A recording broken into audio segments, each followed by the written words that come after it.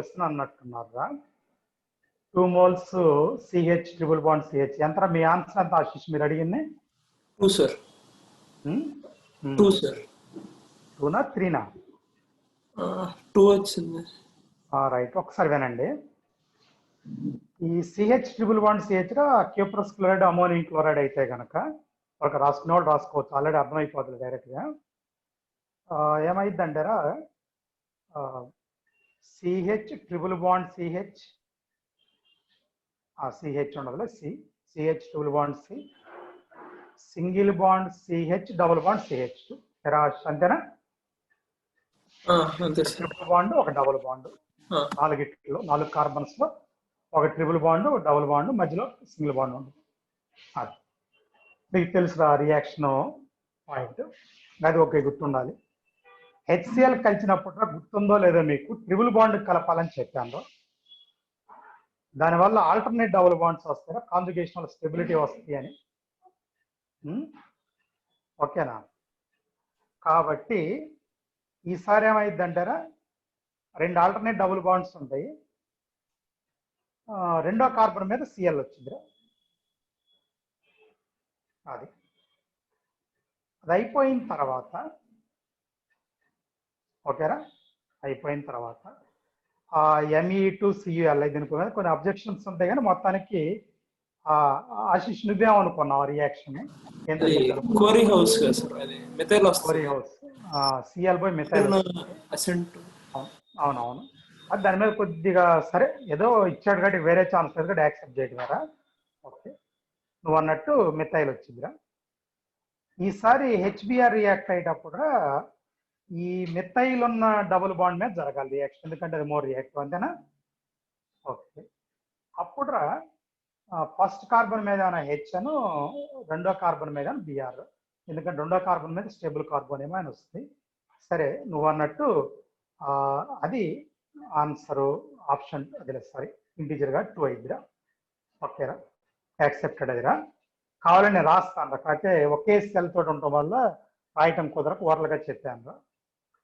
ఇక మిగిలిన అంతే అనిపించలేదురా సరే వాడు 30లో అన్నట్టు 30 కాదు సారీ 31లో అన్నట్టు బి ఎక్స్క్లూడ్ చేయాల్సిందిరా ఆ తర్వాత ఇది కూడా ఒకసారి చెప్పేస్తారా గ్రాఫ్ కూడా సరే మీరు అన్నట్టురా ఆ కటింగ్ కనుక చూస్తే గ్రాఫ్ కటింగ్ అందరూ వినండిరా ఎక్కడ కట్ అయితే అక్కడ ఈనట్రా అంటే అన్నిటికంటే కింద కట్ అయ్యేది డి అయిద్దిరా దానిపైన సి ఉంటుందిరా దానిపైన బి ఉంటుందిరా అన్నిటికంటే టాప్లో ఏ ఉంటుందిరా ఏది ఈ0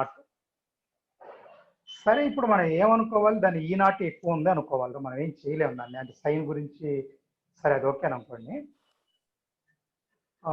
ఇప్పుడురా డెల్టా జీ అంటే డిఫరెన్స్ ఎక్కడ డిఫరెన్స్ ఎక్కువ ఉంటుంది అంటే అన్నిటికంటే కింద ఉన్నది సిరా సారీ డీరా అన్నిటికంటే పైన ఉండేది ఏరా ఈ0 వాల్యూస్ కాబట్టి ఈ రెండు మధ్య డిఫరెన్స్ ఎక్కువ ఉంటుందిరా కాబట్టి వర్క్ మ్యాక్సిమం అనొచ్చురా అంటే లేదు delta G is equal -NF ఈ0 సెల్ కాబట్టి ఈ0 సెల్ మ్యాగ్నిట్యూడ్ దేనికి ఎక్కువ ఉంటుందో డెల్టా జీ0 తక్కువ అనే తెలికరా ఈ మధ్యలో దేనికి మధ్య గ్యాప్ ఎక్కువ తక్కువ మనకు అర్థం కాదురా ఆ విషయం వాల్యూస్ తెలిస్తే చెప్పొచ్చు రెండు వాల్యూస్ మధ్య ఆశిష్ నీ అబ్జెక్షన్ కూడా అదే కదా అవును సార్ అంటే 4 వాల్యూస్ కనుక మన దగ్గర ఉంటే టాప్ బాటమ్ మధ్య హైయెస్ట్ డిఫరెన్స్ అని చెప్పొచ్చు కానీ ఈ మిగిలిన వాటిల్లో ఏ రెండింటి మధ్య తక్కువ అనేది మనం చెప్పలేము అదొక ప్రాబ్లం సో కాబట్టి సి కుదరదు డైరెక్ట్గా థీరీ ప్రకారం కుదరదు వాల్యూ అయితే ఓకే ఆ తర్వాత 38లో కూడా ఏదైతే ఈ0 వాల్యూ తీసుకుంటామో ఓకేనా దాన్ని బట్టి డిపాజిట్ అయిద్దిరా పడిచ్చింది మెటల్ కాబట్టి ఈ0 ఎక్కువ ఉన్నది ముందు డిపాజిట్ అయిద్దిరా ఓకే నేను ఒక ఎగ్జాంపుల్ చెప్తాను సిల్వరు కాపర్ సిల్వర్కి ఈ0 ఎక్కువ అంటే కాపర్ కంటే ముందు సిల్వర్ డిపాజిట్ అయిద్దిరా అలా అనమాట ఇప్పుడు ఏంటంటే కానీ మోర్ నెంబర్ ఆఫ్ మోల్స్ అన్నట్టు సరే ముందు డిపాజిట్ అయితే ఎక్కువ మోల్స్ అనుకోవచ్చు ఇక్కడ కానీ తర్వాత రెండో పాయింట్ చెప్పలేమరా అంటే ముందు డిపాజిట్ అవుతుంది ఏంటంటే మనం అనుకున్న దాని ప్రకారం ఎక్కువ ఉండాలి ఎక్కువ అంటే అవి పాజిటివ్ వాల్యూస్ అనుకుంటారా సరే ఏమంటాము ఏనే పైన ఉంటుంది కాబట్టి అది సో మళ్ళీ కింద ఉన్నది కాబట్టి deposit more number of moles బిఎట్ cathode మళ్ళీ అది కుదరదురా ఓకేనా సో అది కొద్దిగా కాంప్లికేషన్ వర్డ్ అన్నట్టు. ఇప్పుడు ఎవరన్నా మాట్లాడదలుచుకుంటే వీటి మీద మాట్లాడవచ్చు. ఒక్క నిమిషం, నేను ఈక్వేషన్ కూడా రాస్తాను కావాలంటే. అది ఇది కాదులే, ఇది ఏరా మీరు ఎవరన్నా హ్యాండ్ రైజ్ చేసి మాట్లాడండిరా. అంటే దాంట్లో 37 ఏమన్నా ఏ పెట్టుకోవచ్చు, 38 అసలు కొద్ది కాంప్లికేషన్ వస్తుంది అది. అంటే ఫస్ట్ డిపాజిటెడ్ అనేది లాస్ట్ డిపాజిట్ అనేది ఈజీ, కానీ మోల్స్ అనేది కాంప్లికేషన్ అవుతుందిరా. అయితే ఫస్ట్ డిపాజిట్ ఎక్కువ మోల్స్ మనం ఎలా అనుకోగలం అనేది కూడా సమస్యరా. ఇది నా ఒపీనియన్ కూడా.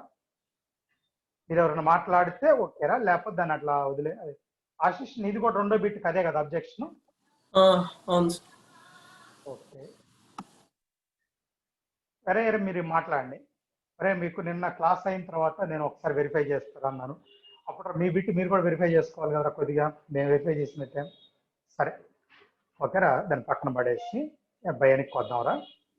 అరే నేను క్లాస్ చెప్తారా, ఏదో నేను చెప్పాలనుకున్నది.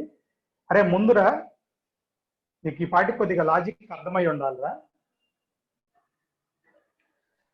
ఏంటి సార్ అంటే, జనరల్ గానే నేను మీకు స్టార్ట్ చేసేది ఏంటంటే, ఏదైతే దాన్ని మనం ఎక్కువగా వాడతామో అంటే ఏ వీక్ లేని మీతో నేను చెప్తుంది, బేసిక్ కావచ్చు, మోర్ ఇంపార్టెంట్ కావచ్చు, కన్ఫ్యూజన్ కావచ్చు, అయ్యి ఆ వేలోనే మీకు పేపర్స్ ఉంటాయి. అఫ్ కోర్స్ జాగ్రత్త, పేపర్స్ ఏదో 1, 2 నేను సెట్ చేస్తాగా అన్ని నేనే సెట్ చేయట్లేదురా.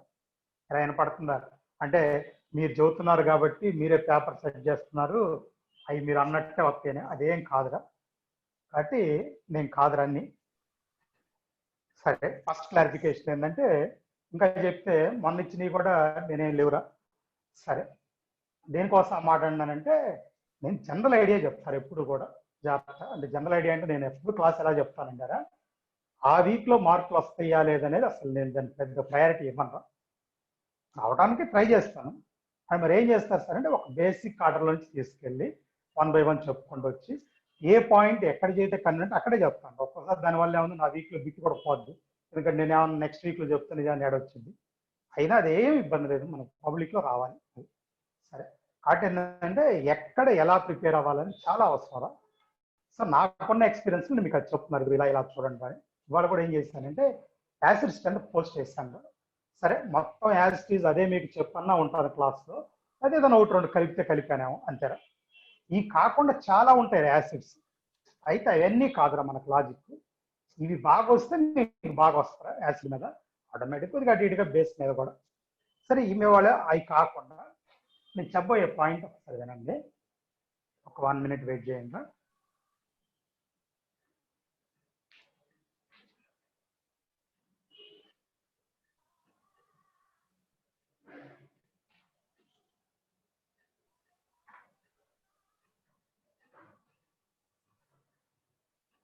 ఇంక ఫిలప్ చేసి స్టార్ట్ చేద్దాం. ఆశ మర్చిపోయాను, బోర్డు అది బాగానే ఉంది కదరా? బాగానే ఉంది. ఓకే, కొందరు అడుగుదాం అనుకున్నాను, మీకు ఇప్పుడు ఇంతకుముందు చెప్పి కూడా నేను ఇయే చెప్పాను రా. ఓకే అదే యాసిడ్ ఆర్డర్ ఇప్పుడు నేను పెట్టాను చూడండి, అదే అప్పుడు కూడా చెప్పింది, లేదా ఇంకా అనుకుని కలిపానా? ఎంతమంది చెప్పినా కూడా ఆల్మోస్ట్ అయ్యా అనుకోండి, నేను పూర్తి చూడలా ఇప్పుడు పెట్టి. సరే సరే ఓకే ఓకే అనవసరం. సరే అది పెద్ద మ్యాటర్ కాదులే, కానీ ఇందాకనే అన్నట్టు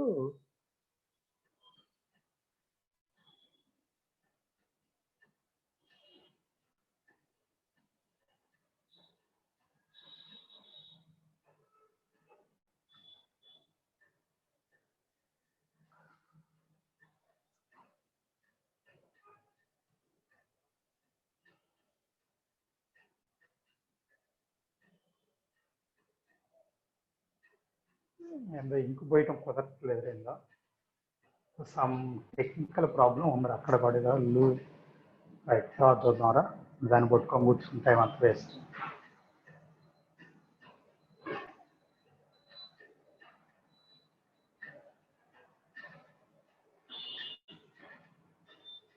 క్లాస్ స్టార్ట్ చేద్దాం.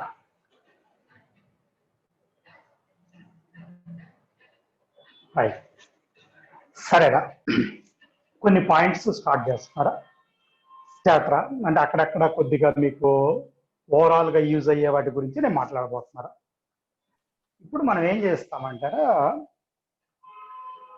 యాసిడ్ స్ట్రెంత్ రా, డైరెక్ట్ పాయింట్ ఏంటంటే proportional to stability of conjugate base అంతేరా. స్టెబిలిటీ ఆఫ్ కాంజుగేట్ బేస్ అంటే యానయాన్ రా ఆర్ నెగిటివ్ అయాన్, దీని స్టెబిలిటీకి ప్రపోర్షనల్ ఉంటుందిరా. రైట్ అదే. కాబట్టి అది నెగిటివ్ అయాన్ కాబట్టి ఎలక్ట్రాన్ విత్ డ్రాయింగ్ గ్రూప్స్ రా ఇంక్రీస్ స్టెబిలిటీ. ఇది నెగిటివ్ అయాన్ రా, స్టెబిలిటీ ఆఫ్ నెగిటివ్ అయాన్. ఓకేనా. అదేవిధంగా increase acid strength, acid strength కూడా పెంచుతారు. స్ట్రైక్ పాయింట్ మీకు తెలుసు అందరికి. స్టెబిలిటీ అంటే ఛార్జ్ డిక్రీజ్, ఛార్జ్ తగ్గితే స్టెబిలిటీ వస్తుంది. విత్డ్రాయింగ్ గ్రూప్స్ నెగిటివ్ ఛార్జ్ తగ్గిస్తాయి. అదే ఎలక్ట్రాన్ రిలీజింగ్ గ్రూప్స్ ఓకేనా, opposite decrease stability acid strength. ఇది స్ట్రైక్ పాయింట్. దీనికి ఒకవేళ ఒక ఎగ్జాంపుల్ తీసుకోవాలంటే మనం జనరల్ గా తీసుకునే ఎగ్జాంపుల్ గా CH3COOH, CH3COOH ఇది వీక్ యాసిడ్. మీకు తెలుసు ఈక్విలిబ్రియం వీక్ యాసిడ్స్ పెడతారు. మీకు పెట్టిన లిస్ట్ లో కూడా ఫస్ట్ లో ఒక 6-7 ఉంటాయి రైట్ స్ట్రాంగ్ యాసిడ్స్. వాటికి పీకే నెగిటివ్ అని కూడా చెప్పాము. మిగిలినవి పాజిటివ్ వాల్యూస్ ఉంటాయి. ఇది CH3COOH గా CH3CO మైనస్ H ప్లస్ అని వస్తారు. రైట్. దీనికి స్టెబిలిటీ ఎంత ఎక్కువ ఉంటే యాసిడిక్ నేచర్ అంత ఎక్కువ అని చెప్తాం. దాని డైరెక్ట్ పాయింట్ అంటే స్టెబిలిటీ ఓకేనా తీసుకుంటే of CH3CO minus acid strength అంటే acid strength proportion to stability of CH3CO minus. మీకు అప్పుడు క్లాస్ చెప్పినప్పుడు ఏం చెప్పానంటే ఈ CH3CO మైనస్ ఇలా ఉంటుంది అని చెప్పాను. ఇది O మైనస్.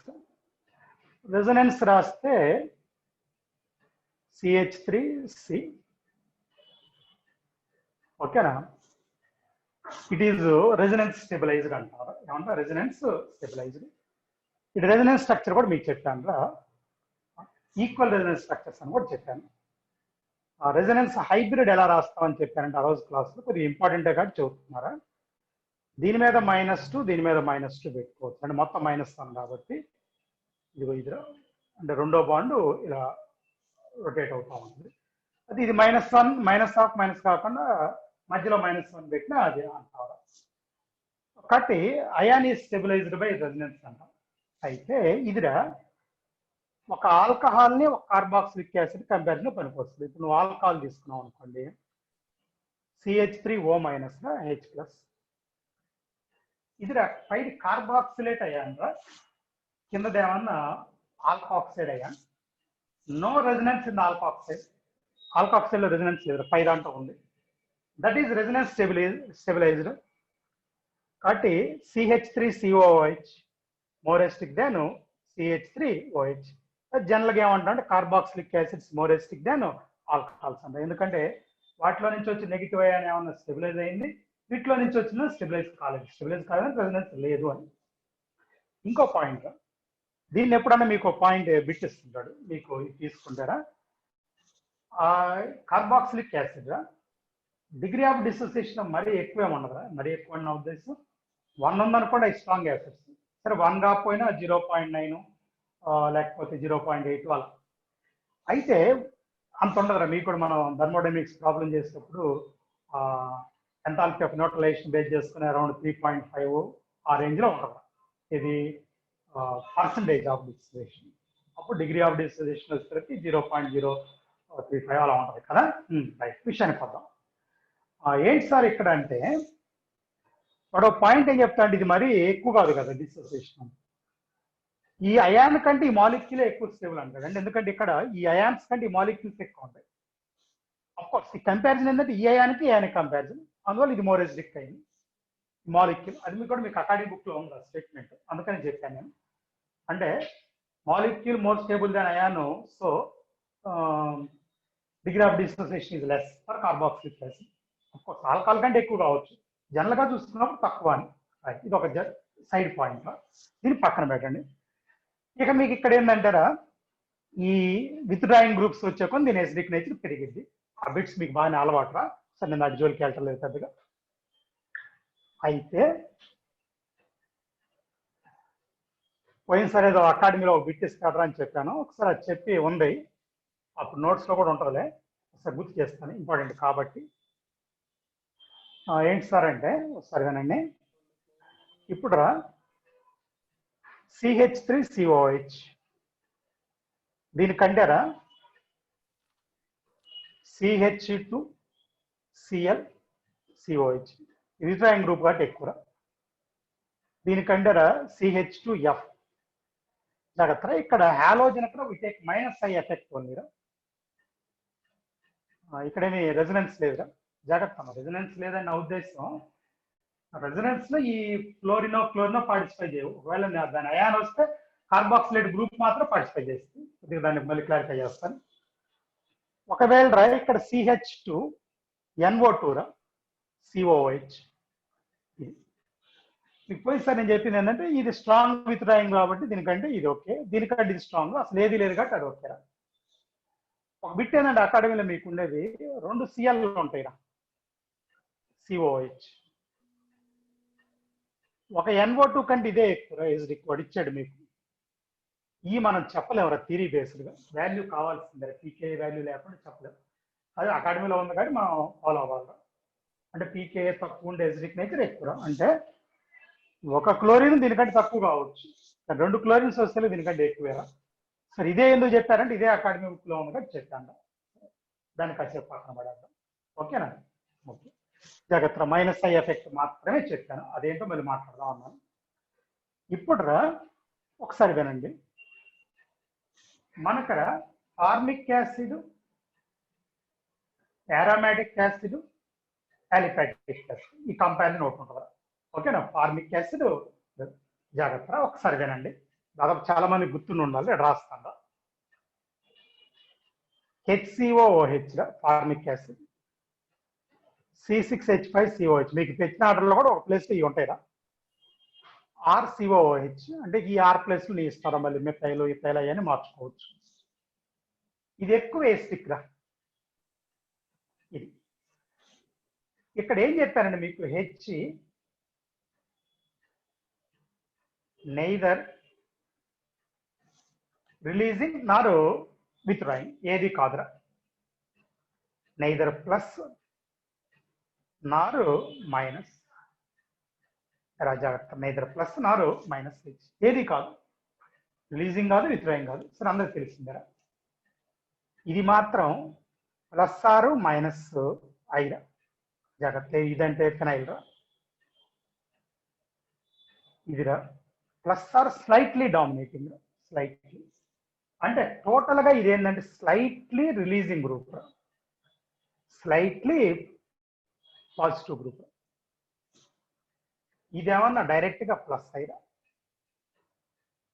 ఇది ఇక్కడ టోటల్ గా ఎడేమి లేదు. ఇక్కడ స్లైట్లీ పాజిటివ్ ఎఫెక్ట్ ఉంది, అక్కడ ఏమన్నా అసలు మొత్తం పాజిటివ్. అందుకని జాగ్రత్త, పాజిటివ్ ఎఫెక్ట్ పెరిగితే ఎసిడిక్ నేచర్ తగ్గిద్ది, నాకు చెప్పుకున్నామా. ఇది వీక్ యాసిడ్, ఇలా చెప్తాను దీని గురించి.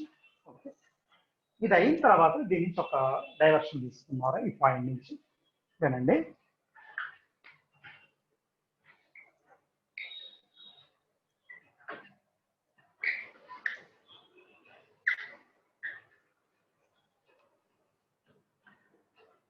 ఏంటి సార్ డైవర్షన్ అంటే, కార్బాక్సిలిక్ యాసిడ్ అంటే బెంజోయిక్ యాసిడ్, ఇప్పుడు రాసింది అదే కింద. ఆరోమాటిక్ యాసిడ్ అంటే బెంజోయిక్ యాసిడ్. ఆర్థో ఎఫెక్ట్ అని ఒక పాయింట్ చెప్తున్నారు, ఆర్థో ఎఫెక్ట్. ఇది బాగా గుర్తుండాలి ఎవరికైనా. ఏంటి సార్ ఈ ఆర్థో ఎఫెక్ట్ అంటే, ఇలా COOH పెడతారు. ఓకే, దీంట్లో ఒక ఆర్థో ప్లస్ గ్రూప్ గా చాలా మంది ఇప్పుడు కూడా సినెంట్ అవుట్ గోయింగ్ వాళ్ళు కూడా ఎప్పుడు డౌట్ పెట్టుకుంటారా, ఇప్పుడు కూడా అంటే వాళ్ళు వాళ్ళకి నిజంగా అయితే మేలు అయిపోవాలి, వాళ్ళ టైం బాగాలేక ఇప్పుడు దాకా ఉంది, సరే ఏదో రేపు సెప్టెంబర్లో పెడతారంటున్నారు. ఓకే, వెళ్ళండి. ఓకేనా, ఇప్పుడు ఈ గ్రూప్ G అనేది electron withdrawing group or electron releasing group ఏదైనా అవ్వచ్చు. ఓకేనా, ఇది ఎసిడిక్ నేచర్ ఇంక్రీజెస్. అంటే ఎసిడిక్ నేచర్ ఇంక్రీజెస్ అంటే ఇలా నువ్వు బెంజోయిక్ యాసిడ్ తీసుకుంటేరా దీనికంటే దీనికి ఎక్కువ. ఇక్కడ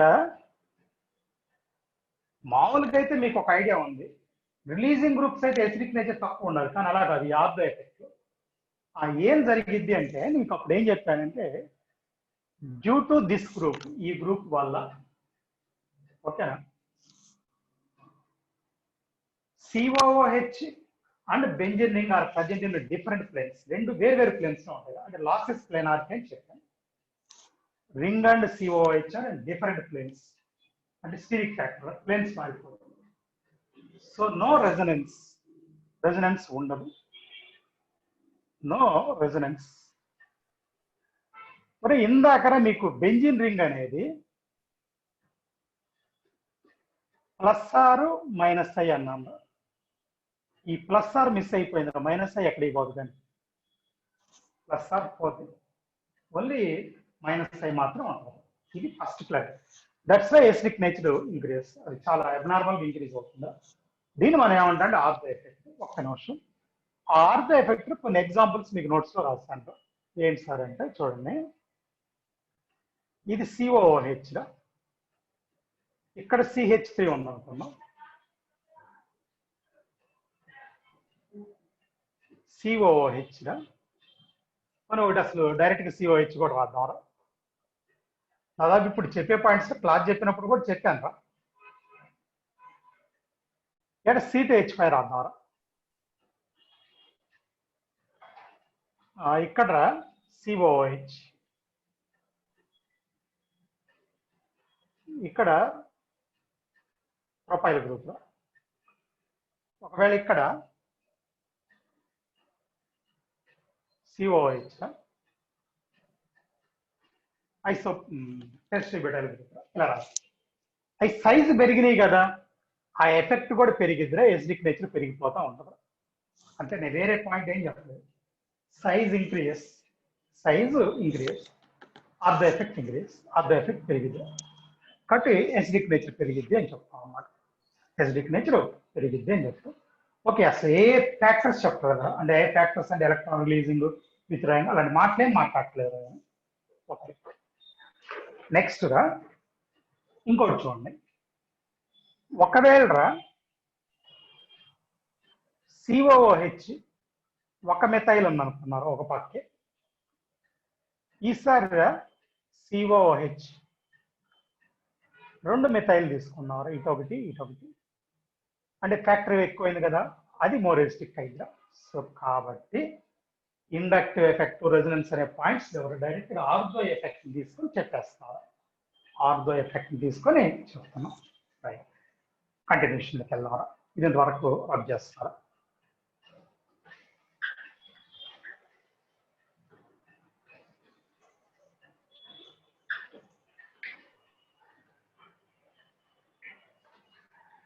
రైట్, సరే ఈ పాయింట్ ఇలా అనుకున్నాం కదా, ఏది ఆర్థో ఎఫెక్ట్ అనేది ఇలా అవుతుందని. కంటిన్యూషన్ ద్వారా చిన్న క్లారిఫికేషన్ లేదు. ఇక్కడ బెంజోయిక్ యాసిడ్ ఒక 4 తీసుకుంటున్నారా, ఇది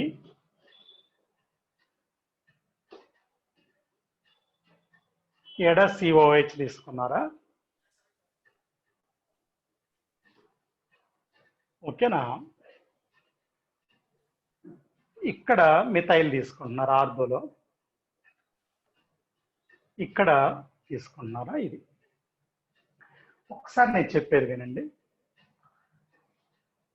దీంట్లోరా మిథైలు ఇండక్టివ్ మాత్రమే ఉంటుందిరా. అది ఇక్కడ కూడా ఇండక్టివ్ ఉంటుందిరా. యాక్చువల్గా ఇండక్టివ్ ఆర్థోలో ఎక్కువ ఉంటుంది, మెటల్కి వస్తే మీడియం అయిద్దిరా, పేరాలకు వస్తే మినిమం అయిపోద్దిరా. అసలు ఒక రకంగా చెప్తే పేరాలో ఇండక్టివ్ నెగ్లెక్ట్ చేస్తాం. ఏదైనా రెజనెన్స్ ఉన్న హైపర్ కాంజుగేషన్ కూడా మెథడ్. సారీగా పేరారా ఈ గ్రూప్ ఇక్కడ పెట్టాను, కరెక్షన్ చేసుకోండి. ఇదిరా ఓకేనా. హైపర్ కాంజుగేషన్ ఉంటుంది, ఇక్కడ ఉండదు. సో ఎఫెక్ట్స్ అయితే ఆర్థోలో కూడా ఉంటాయిరా. అంటే ఏంటంటే ఇండక్టివ్ మ్యాక్సిమం ఉంటుంది, ఓకేనా. హైపర్ కాంజుగేషన్ ఉంటుంది, దాంట్లో మ్యాక్సిమం మినిమం అనలేదే, అంటే ఆర్థోలో పేరలో ఉంటుంది. కానీ హైపర్ కాంజుగేషన్ కానీ ఇక్కడ ఈ ఫ్యాక్టర్స్ కాదురా డామినేటింగ్, ఆర్థో ఎఫెక్ట్ డామినేటింగ్. ఇప్పుడు ఇది 1, ఇది 2, ఇది 3, ఇది 4. యాక్చువల్గా అయితే కనుక 2 రిలీజింగ్ ఫ్యాక్టర్స్ ఉన్నాయి, ఇండక్టివ్ హైపర్ కాంజుగేషన్. ఆ రెండు చూస్తే అసలు ఇది ఎసిడిక్ నేచర్ చాలా తక్కువ ఉండాలి, అంటే 2 రిలీజింగ్ ఫ్యాక్టర్స్ కదా. కానీ ఇదే హైయెస్ట్ ఎసిడిక్ మీకు తెలుసు. ఆ తర్వాత ఈ బెంజోయిక్ యాసిడ్ వచ్చిందిరా. కానీ ఇప్పుడు ఈ రెండింటిని మాత్రం మళ్ళీ దీంతో కంపేర్ చేసేటప్పుడు నార్మల్ ఎఫెక్ట్స్ బేస్డ్గా చేయాలి. నార్మల్ ఎఫెక్ట్స్ బేస్డ్ అంటే ఇది బాగా రిలీజింగ్ గ్రూప్స్ ఉన్నాయి కాబట్టి మినిమం అయిపోద్దిరా, ఓకేనా. ఒక్క నిమిషం, మినిమం అయిపోద్దిరా. దీంట్లో ఒక్క రిలీజింగ్ గ్రూపే కాబట్టి అది కూడా ఇండక్టివ్ ఎఫెక్టే కాబట్టి దీని తర్వాత ఇది అన్న ఇది దీంట్లో ఏ ఎఫెక్ట్ లేదు. అంటే ఇది దేని వల్ల ఇలా వచ్చిందంటే ఆర్థో ఎఫెక్ట్ వల్ల వచ్చిందని చెప్తాను, ఓకేనా. చిన్న క్లారిఫికేషన్. ఎవడన్నా పోయినసారి కూడా నన్ను అడిగారు, సరే ఇలా ఏమంటాము హైపర్ కాంజుగేషన్ రెజొనెన్స్ అయినా ఆల్రెడీ పోయిందని చెప్తున్నారు కదా. అంటే అక్కడ ఏంటంటే నేను ఏం చెప్పానంటే వాళ్ళతోటి, ఈ మెథైల్కి ఈ రింగ్ తోటి ఉంటుందిరా, ఏది హైపర్ కాంజుగేషన్. ఆ రింగ్ నుంచి ఇక్కడికి సిఓహెచ్కి లేదురా, ఏది రెజొనెన్స్ అంటే ఇండక్టివ్ ద్వారా పాస్ అయిద్దిరా అని. అంటే కాబట్టి ఏంటంటే వేరే గ్రూపు రింగు సిఓహెచ్ చూడాలి, వేరే గ్రూప్ రింగ్కి ఉంటుంది, రింగ్ నుంచి సిఓహెచ్ ఉండదు. ఆ ఉన్నది ఏమవుతుందంటే ఇండక్టివ్ ద్వారా వెళ్తుంది అనమాట. రిలీజింగ్ అయితే రిలీజింగ్ ఇండక్టివ్ వెళ్తుంది, విత్ డ్రాయింగ్ అయితే విత్ డ్రాయింగ్ అంటే అలా వెళ్తుంది. అది మీరు అర్థం చేసుకోవాల్సిందని పోయినసారి చెప్పాను, మళ్ళీ ఇంకోసారి చెప్తున్నాను. రైట్, ఇదిరా ఇక్కడ ఆర్థో ఎఫెక్ట్. అంటే సరే మిగిలిన మళ్ళీ మామూలుగా చూస్తాం కాబట్టి వాటి జోలికి నేను రైతలేదా. రైట్, తర్వాత సిఓఓహెచ్ రా ఒకటి, హాలోజన్స్ తీసుకున్నావురా, అంటే FCl BRI.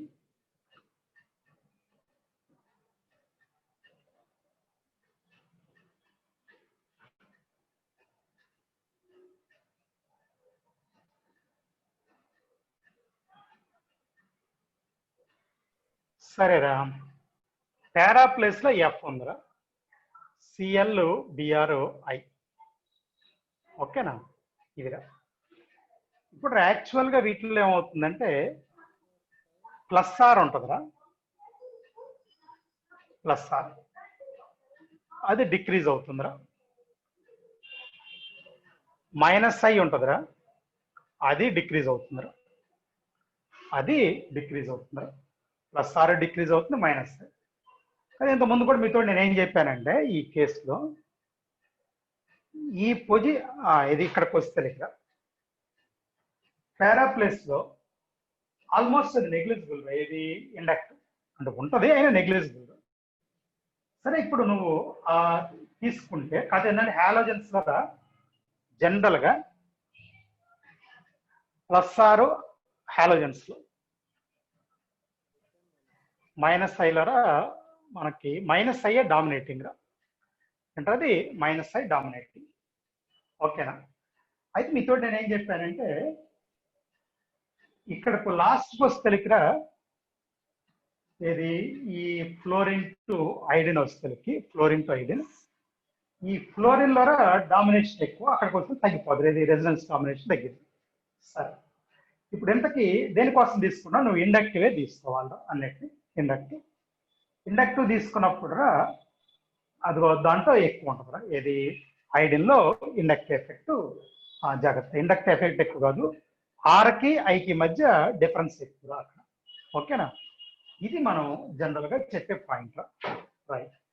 ఇప్పుడు ఒక్క నిమిషం, దేనికోసం ఈ పాయింట్ చెప్పానంటే మీకు ఫీనాల్ తీసుకోవాలరా, ఒకసారి దాన్ని కూడా చెప్తారు.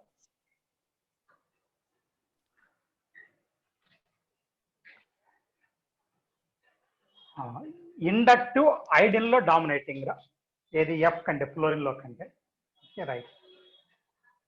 ఇప్పుడు మీకు ఒక్కసారి 2 పాయింట్స్ ఫినాల్ చెప్తాను, దాన్ని కనెక్షన్ చేద్దాం. ఫినాల్ తీసుకున్నప్పుడు first clarification no ortho effect. అందరూ బాగా గుర్తుపెట్టుకోండి, ఆర్థో ఎఫెక్ట్ ఉండదు, ఆర్థో ఎఫెక్ట్ ఉండదు, నో ఆర్థో ఎఫెక్ట్. సరే, దానికి ఎగ్జాంపుల్గా ఏం చేయబోతున్నానంటే మీరు ఒకసారి చూడండి, ఇలా ఓహెచ్ తీసుకుంటున్నారా, ఓహెచ్కి 4 తీసుకున్నాను. ఒక్క నిమిషం వెయిట్ చేయండి అందరూ.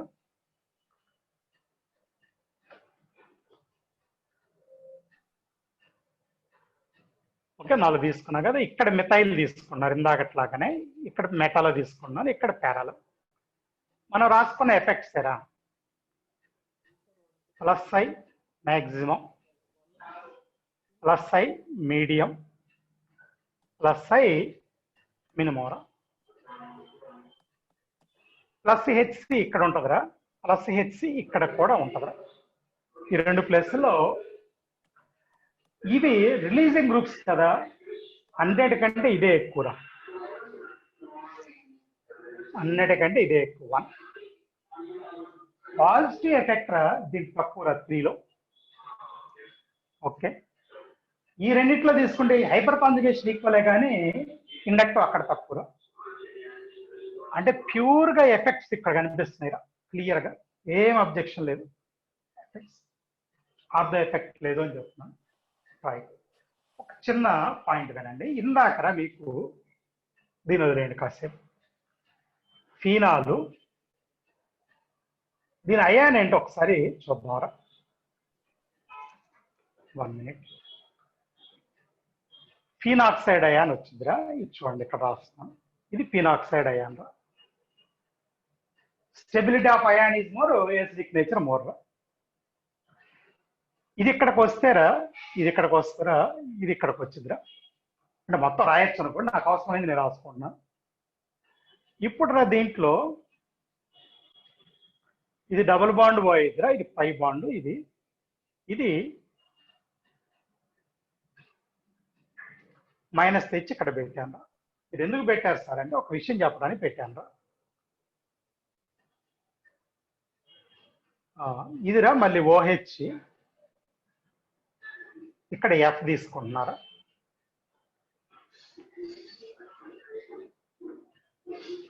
ఓహెచ్, ఇక్కడ సిఎల్ రా, ఓహెచ్, ఇక్కడ బిఆర్ రా, ఓహెచ్, ఇక్కడ ఐరా. 1 2 3 4 5 రా. దీంట్లో యాసిడ్ ఆర్డర్ ఏంటంటారా చూడండి, 3 ఎక్కువరా, 3 తర్వాత 4 రా, 4 తర్వాత 5 రా. ఓకేనా? 5 తర్వాత 2 రా, 2 తర్వాత 1. ఇది కూడా ఆల్మోస్ట్ ఈక్వల్గా ఉంటాయిరా, 2 1. ఏంటి సార్ ఇది ఈ తేడా ఏంటి సార్ అంటే ఒకసారి వినండి. ఇందాకరా ఇదిగో ఈ అయాన్ని ఇలా రాయొచ్చు అని చెప్పాను కదా,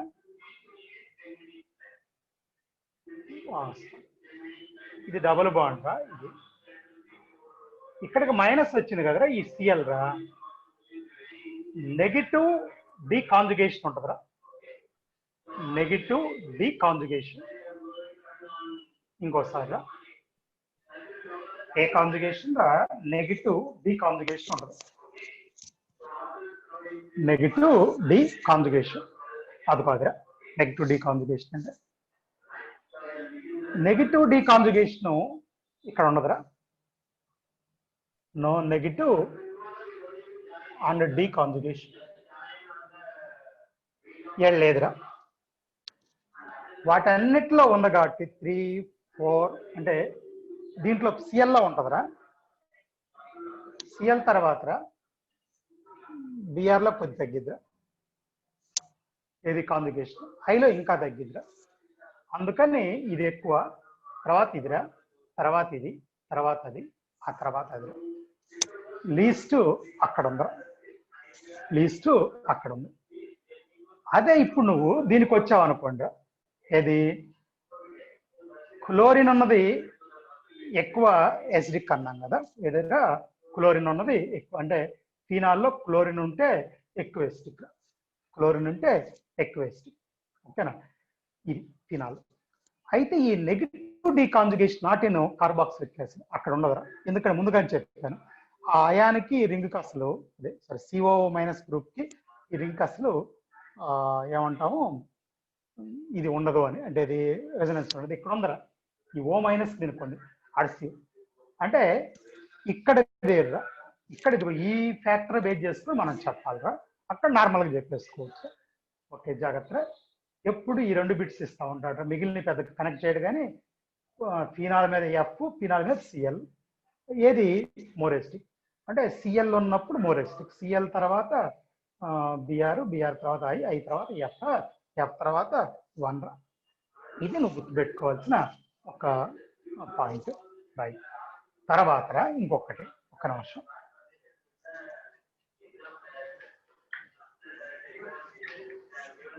ఇప్పుడు రా మనం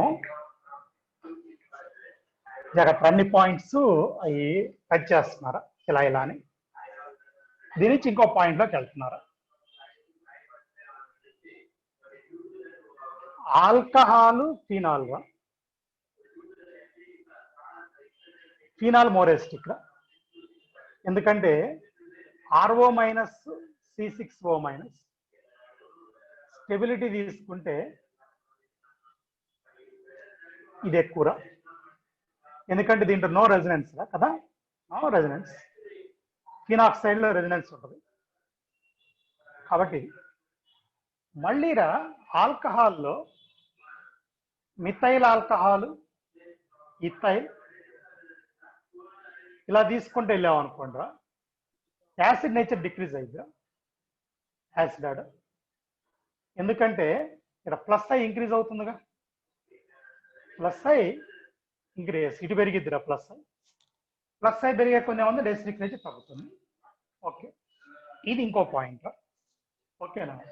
కాకపోతే వాటర్ కంటే మిథైల్ ఆల్కహాల్ యాసిడిక్ నేచర్ ఎక్కువ, నేను ప్రాపర్ రీజన్ లేదని మీకు అప్పుడు క్లాస్ చెప్పినప్పుడు కూడా చెప్పాను. ఓకే, ఇది ఇంకొక వెర్షన్ రా మళ్ళీ వస్తుంది. ఓకే, తర్వాత ఇంకో పాయింట్ ఏంటండి మీకు ఎప్పుడన్నా ఏనండి, రియాక్షన్ రా equilibrium favourable towards weak acid are weak base. Weak acid కానీ వీక్ బేస్ కెళ్ళి కానీ ఫేవరబుల్ అవుతుందిరా. ఇది చాలా ఇంపార్టెంట్ పాయింట్ మీకు చెప్పాను. ఏం చెప్పారు సార్ అంటే ఒక ఎగ్జాంపుల్ చూడండి. ఆల్కహాల్ రా సోడియం మెటల్ తోటి రియాక్ట్ అవుతుంది. RONA వచ్చి 1 మినిట్ రా మళ్ళీ వస్తుంది.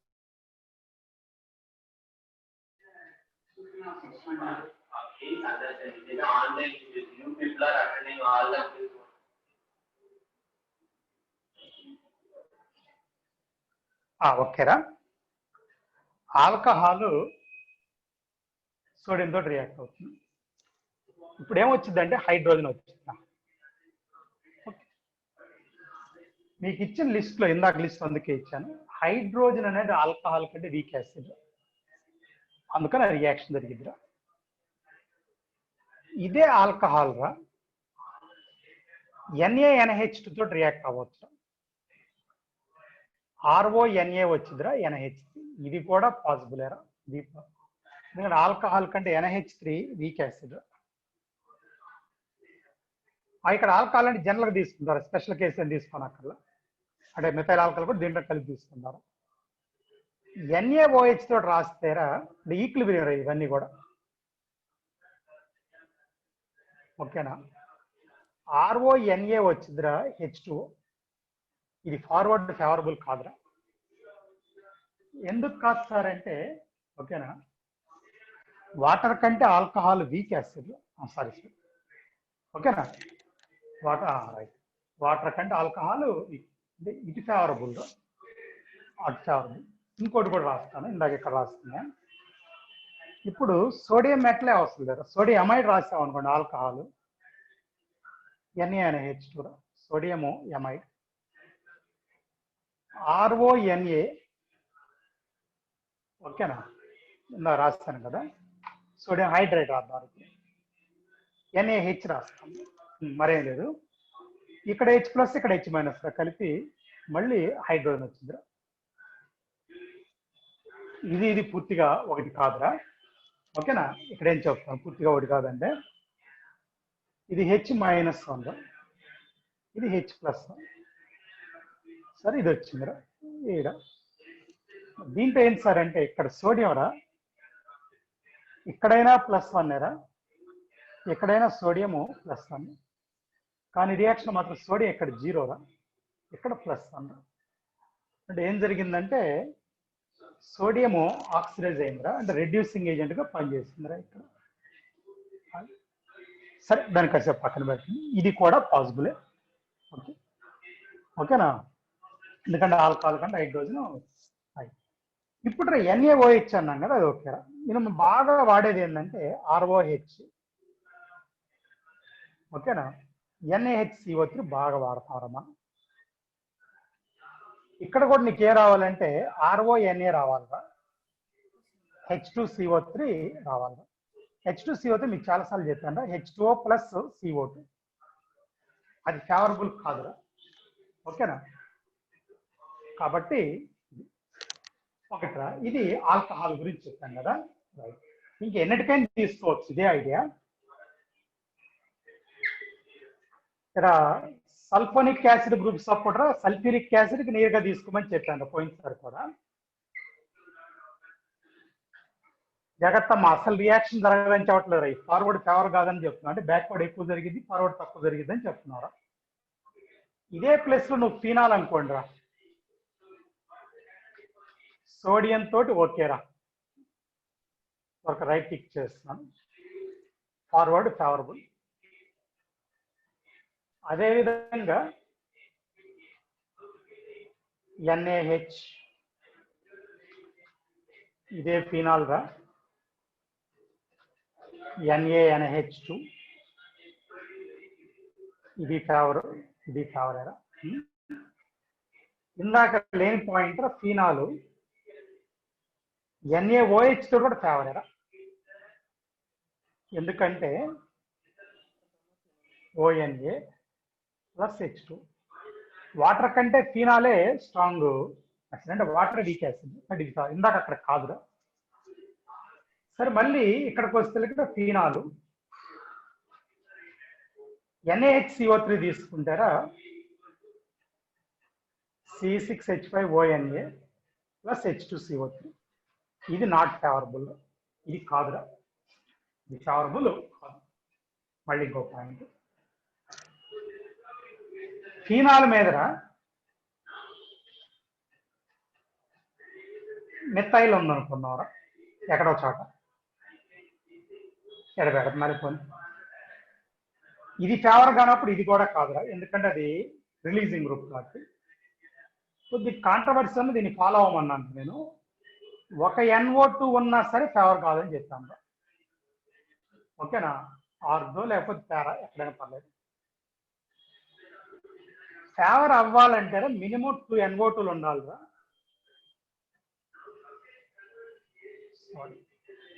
ఆర్దోలో ఒక NO2, పేరాలో ఒక NO2, మళ్ళీ మెటాలో ఉంటే కాదురా, ఓకేనా.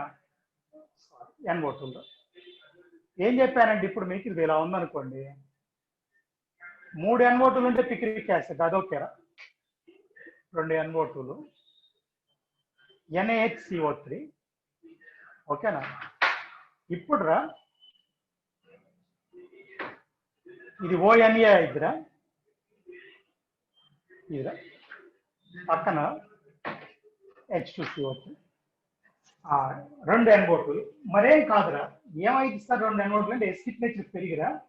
మనం ఇందాక H2CO3 నియర్లీ 6.4 అని రాస్తాం.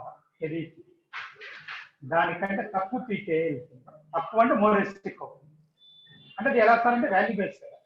అంటే అంటే దీనికంటే ఇది మోర్ ఎసిడిక్ కదా, కానీ అది కూడా పీకేఏ 6.4ని రాస్తాం. అదే దానికంటే లో అవ్వదురా.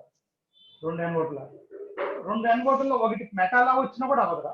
ఒకటి అర్థం ఇంకోటి ప్యారలా ఉంటేనే అవుతుంది. ఇది ఇక్కడ నువ్వు గుర్తుపెట్టుకోవాల్సింది. సరే, ఇది ఒక పాయింట్. తర్వాత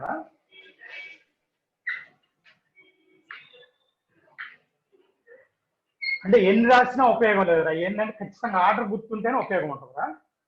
అందుకని క్లోజ్ చేస్తున్నాను. ఇప్పుడు నువ్వు కార్బాక్సిలిక్ యాసిడ్ తీసుకున్నావు అనుకోరా, Na తోటి ఓకేరా.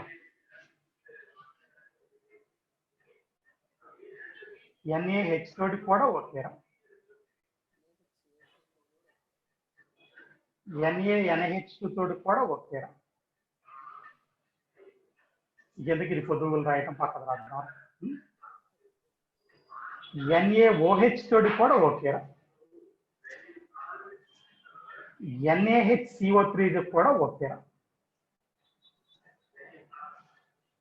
అంటే RCOONAI పక్కనేమవుతుంది H2CO3 వచ్చిందిరా. H2 ఇది ఓకేరా. ఇక్కడ ఎలా అంటే మీకు ఇందాక కార్బాక్సిలిక్ యాసిడ్ లో ఫార్మిక్ యాసిడ్, తర్వాత అరోమాటిక్ యాసిడ్, తర్వాత ఆలిఫాటిక్ యాసిడ్ కి బిట్వీన్ 4-5 అని రాస్తాను. మీకు బ్రాకెట్ లో రాసి పెట్టాను, అందుకే మీకు పంపించిందా 4-5. అంటే మరి బిట్వీన్ 4-5 ఉందంటే ఏంటంటే అర్థము ఇది 6.4 కదా H2CO3, దీనికంటే అది మోర్ ఎసిడ్, ఇది మోర్ ఎసిడ్ కాబట్టి ఇది జరిగింది. అంటే మీరు జాగ్రత్త లాస్ట్ లో గుర్తు పెట్టుకుంటారా. ఇది కాకుండా ఓవరాల్ గా చెప్తాను. కార్బాక్సిలిక్ యాసిడ్ కంటే H2CO3కి పీకే ఎక్కువ, అంటే ఎసిడిక్ నేచర్ తక్కువ. ఆ తర్వాత ఈ ఫినాల్స్, ఆల్కహాల్స్, వీటన్నిటి కూడా తక్కువ. ఆ తర్వాత ఎసిక్లిన్ వచ్చింది ఎక్కడ అవుతుంది. దాని తర్వాత హైడ్రోజన్ వచ్చింది, తర్వాత అమోనియా వచ్చింది, ఆ తర్వాత ఆల్కైన్స్ వచ్చింది. ఓకేనా? అవి కూడా మనం తీసుకోవాలి. దాని ప్రకారం మనం చెప్పుకుంటాం. ఇది టాపిక్ లో జస్ట్ ఇనిషియల్ పార్ట్, ఇనిషియేట్ చేద్దామని. సరే, మీరు మాట్లాడేవాళ్ళు ఏదైనా పాయింట్ మాట్లాడండి, మాట్లాడుతుంటా. ఓకేనా? 1 minute.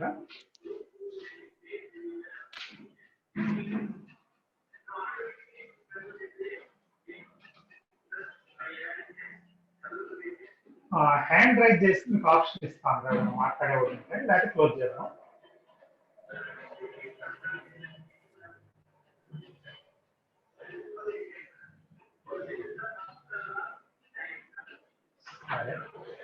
ఓకేనా? Time waste. ఓకే, బాలాజీ మాట్లాడాము. సార్ ఒకసారి సిగ్మా పై స్టార్ కాంజుగేషన్ చెప్తారా? అది హైపర్ కాంజుగేషన్ లో. Hyper conjugation okay. అంటే మీకు ఏం కావాలి అక్కడ పాయింట్? అందులో అది ఎలా జరిగింది హైపర్ కాంజుగేషన్? ఒక కేసులో సిగ్మా పై స్టార్ కాంజుగేషన్. ఒకసారి అది కొంచెం క్లారిటీ లేదు. చెప్పు. సిగ్మా ఇంకోటి వాడు సరే సార్, నేను చెప్తాను. పాయింట్ కావాలి నీకు, అంతే కదా? హైపర్ కాంజుగేషన్ అంటే చూడాలి. నజ్మా, నువ్వు మాట్లాడాలి. సార్, ఇప్పుడు బెంజోయిక్ యాసిడ్ కి NH2 ఆర్థోమెటా పారా ఉంటే ఎసిడిక్ ఆర్డర్ అది మళ్ళీ వేరమ్మా. అక్కడ ఏమైందండి, బెంజోయిక్ యాసిడ్ ఇది యాసిడ్, NH2 బేస్ అమ్మా. ఇప్పుడు మిగిలిన ఏమన్నా జస్ట్ గ్రూప్స్ బేస్డ్ గా చెప్పాలన్నమాట. గ్రూప్స్ బేస్డ్ అంటే విత్డ్రాయింగ్, రిలీజింగ్, అక్కడ గ్రూప్స్ తో పాటు ఇంకొకటి ఎక్స్ట్రా పాయింట్ అన్నమాట. ఇది బేసిక్ నేచర్. బట్ అదేంటంటే ఇది ఎలా అంటే ఇప్పుడు మనం చెప్తాం చూడము. ఎమినో యాసిడ్స్ అంటాం చూడు, అవి యాలిఫాటిక్ అనుకో. అక్కడ కూడా అంతే, ఒక COOH, ఒక NH2 ఉంటుంది. ఆ లాజిక్ లోకి వెళ్ళిపోతుంది. అందుకని వీటిలో అది కలపాలన్నమాట. ఓకేనా? అంటే అది ఏమవుతుంది, మీకు వాల్యూస్ బేస్డ్ గా చెప్పాలి, ఎఫెక్ట్స్ బేస్డ్ గా చెప్పలేదు. అందుకని ఒక జస్ట్ వాల్యూస్ చెప్పి మీకు ఆ పాయింట్ చెప్తాను. కాబట్టి నెక్స్ట్ క్లాస్ చెప్పాలి కావాలంటే పాయింట్. ఓకేనా? మరి నీకు కూడా రేపు చెప్తారా పాయింట్ హైడ్రోకాన్ గురించి. ఇంకా ఎవరికైనా డిమాండ్స్ ఉన్నాయా పర్టికులర్ ఈ పాయింట్ కావాల్సారని? సుమంత్ మాట్లాడదు. సుమంత్ మాట్లాడు.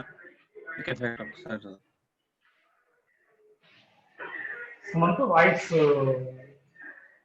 ఇంకోసారి మాట్లాడు.